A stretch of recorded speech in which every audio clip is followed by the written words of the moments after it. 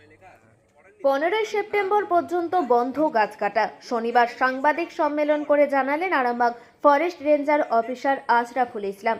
শুধু গাছ কাটাই নির্দেশিকাই নয়, কোন কোন গাছ কিভাবে কাটবেন, কোন কোন গাছ কাটার অনুমতি মিলবে, কিভাবে কোথা থেকে নিতে হবে গাছ কাটার অনুমতি, এদিন সাংবাদিক সম্মেলনে তাও স্পষ্ট করেন আশরাফুল বাবু। শুনুন তিনি কি জানাচ্ছেন। না, অ্যাকচুয়ালি এটা ডাকার কারণ এটা সাধারণ মানুষের মধ্যে অনেকেই এই খবরটা পাননি যে আমাদের রাজ্য সরকারের একটা নির্দেশ আছে। সেই নির্দেশ অনুযায়ী হচ্ছে যে এই বন মহোৎসবের সময়টাতে যখন কিনা আমরা চারদিক সবুজ করার একটা লক্ষ্য নিয়ে নেমেছি, নতুন করে আমরা বৃক্ষরোপণ কর্মসূচি নিচ্ছি, সেই জন্য এই সময়কালে বৃক্ষ নিধনটা বন্ধ আছে। 15 সেপ্টেম্বর পর্যন্ত কোনো রকম গাছ কাটা নিষিদ্ধ। এটা অনেক মানুষ জানেন না, অনেকে চলে আসছেন কেন গাছ কাটতে পারবো না, কারো বিভিন্ন রকম অসুবিধা হচ্ছে। তো এইটা মূলত সাধারণ মানুষের মধ্যে এই বার্তাটা আমরা পৌঁছে দিতে চাই যে 15 সেপ্টেম্বর পর্যন্ত কোনো রকম গাছ কাটার পারমিশন দেওয়া হচ্ছে না, এবং আমরা বরঞ্চ মানুষকে উদ্বুদ্ধ করছি আপনারা বেশি বেশি করে গাছ লাগান। এখন এই গাছ কাটা সংক্রান্ত বিষয়ে অনেক মানুষ আসেন আমার কাছে, বিভিন্ন ধরনের প্রশ্ন করেন, কারণ তাদের এটা সম্বন্ধে কোনো সম্যক ধারণা নেই যে আমার বাড়ির গাছ আমি কেন কাটতে পারবো না, আমার বাড়ির গাছ কাটবো তার জন্য ফরেস্ট পারমিশন কেন লাগবে। মানে এটা একটা কিন্তু প্রত্যেককে জেনে রাখা দরকার যে যে কোনো গাছই ফরেস্টের আইন অনুযায়ী সেটা ফরেস্ট প্রডিউস হিসেবে ট্রিট হয়, সেটা জঙ্গল হোক বা কারো বাড়ি হোক। তাহলে সেক্ষেত্রে গাছ কাটার ক্ষেত্রেও West Bengal trees protection and conservation in non forest areas act 2006 এবং রুল 2007 অনুযায়ী তার কতগুলো নির্দিষ্ট গাইডলাইন এবং নির্দিষ্ট নিয়মকানুন করে দেওয়া হয়েছে। তার মধ্যে হচ্ছে প্রথম কথা, তাকে এক মিনিট স্পষ্ট করছে যে অনেকে আসে, তো সেক্ষেত্রে এই যে আইন এবং ধারা যেগুলো বললাম সেই অনুযায়ী তাকে গাছ কাটতে গেলে নির্দিষ্ট কতগুলো ফর্ম আছে। যদি কারো ব্যক্তিগত জায়গা হয় সেক্ষেত্রে ফর্ম 1A-তে তাকে অ্যাপ্লাই করতে হবে, এবং সেক্ষেত্রেও গ্রিপসের মাধ্যমে 25 টাকা দিয়ে আবেদনপত্র তাকে জমা দিতে হবে, গ্রিপসের মাধ্যমে চালান কাটিয়ে। এরপরে তার এই যে যদি পঞ্চায়েত এরিয়া হয় সেক্ষেত্রে ওই ফর্ম 1A-তে সে অ্যাপ্লাই করলো, তার সাথে সাথে ফর্ম 1C থাকছে যেখানে সংশ্লিষ্ট যিনি প্রধান আছেন তিনি রেকমেন্ড করবেন, তার সাথে তাকে তার কারেন্ট পর্চা দিতে হবে, তার সাথে জায়গা স্কেচ ম্যাপ দিতে হবে। এবং যে গাছগুলো কাটবে প্রত্যেকটা গাছকে নিয়ম হচ্ছে, ধরুন কারো 10টা গাছ আছে, 1 2 3 4 5 6 7 8 9 10 করে নাম্বারিং করতে হবে, এবং প্রত্যেকটা গাছের গোড়ায় এবং লম্বা কত আছে সেটা সেখানে নির্দিষ্টভাবে উল্লেখ করতে হবে। এগুলো করার পর যদি একাধিক অংশীদার হয় তাহলে বাকি অংশীদারদের কিন্তু নো অবজেকশনের সার্টিফিকেট লাগবে। এইখানটাতে একটা সমস্যা হয়, সাধারণ মানুষরা বুঝতে পারে না। অনেক সময় দেখা গেছে আমাদের কাছে এটাও এসছে, ডানাতে বাঁহাতে কেউ সই করে নিয়ে চলে এসছে, বাকি অংশীদারদের সই হয়নি, যেগুলো পরবর্তীতে আইনি জটিলতার জায়গা তৈরি হয়ে যায়। সেজন্য আমরা বারবার বলেছি যে প্রকৃতই যিনি প্রত্যেকটা ওনারকে সই করতে হবে। প্রয়োজনে আমাদের যদি সন্দেহ হয় সেক্ষেত্রে তাকে হচ্ছে যে কোর্ট থেকে এক্সিকিউটিভ ম্যাজিস্ট্রেটের কাছ থেকে সেক্ষেত্রে এনওসিটা করিয়ে নিয়ে আসতে হবে, এফিডেভিটটা করিয়ে নিয়ে আসতে হবে।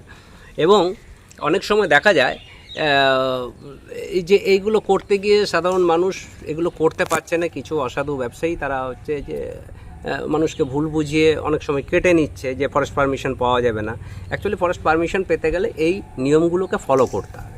আরও 2-1টা কেস দেখবেন ইতিমধ্যে আপনারা আমার সাংবাদিক বন্ধুরা এগুলোকে করেছেন। অনেক সময় দেখা যায় যে পঞ্চায়েতের সাথে সাধারণ মানুষের একটা বিতর্ক তৈরি হয়ে যাচ্ছে, পঞ্চায়েতের অংশ ইত্যাদি।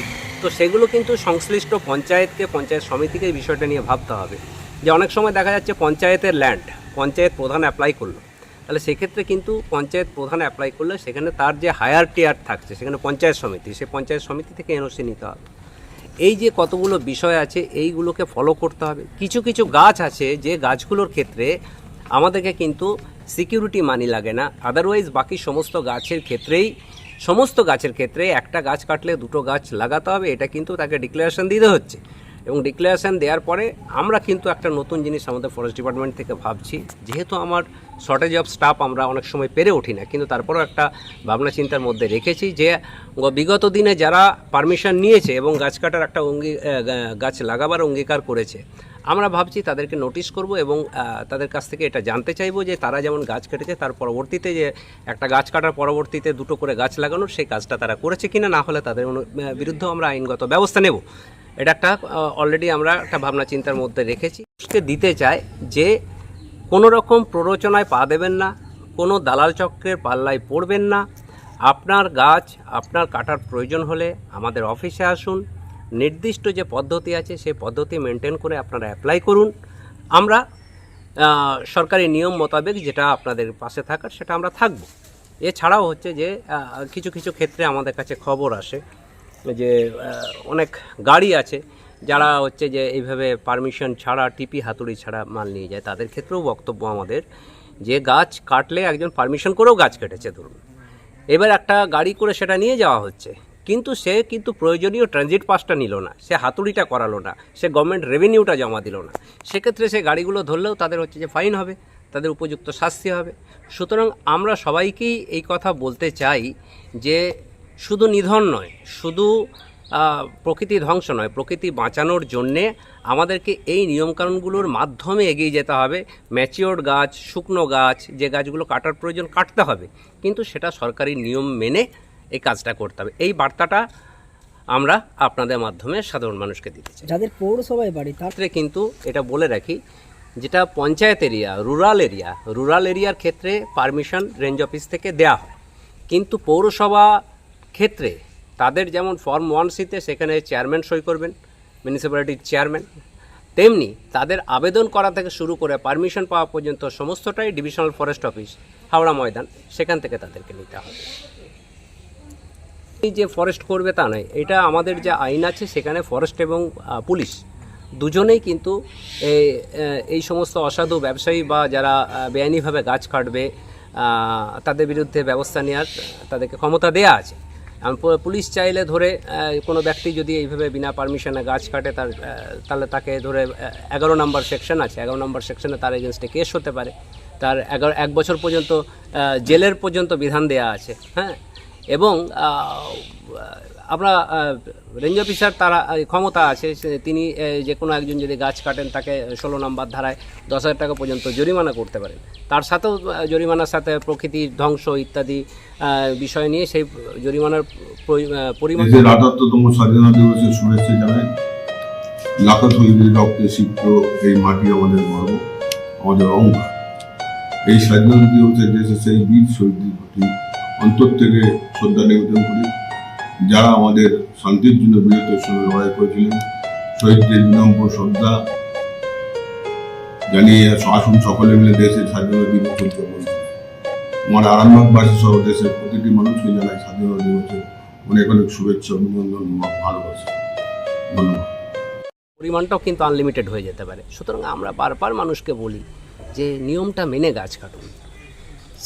ধরুন কোনো একজন মানুষ অসুস্থ, সেই মানুষটি আসতে পারলেন না, তিনি তার কোনো মনোনীত ব্যক্তিকে তিনি অথরাইজেশন দেবেন যে আমি আসতে পারছি না, আমার হয়ে এই কাজগুলো করার জন্য আমি একে অথরাইজ করলাম, লিখিতভাবে অথরাইজেশন লেটার দেবেন, তবেই হচ্ছে যে সেটা হবে।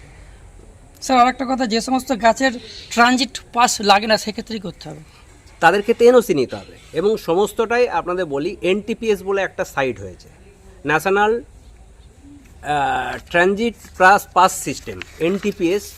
এখন সমস্ত মানুষ যারা গাছ কাটছেন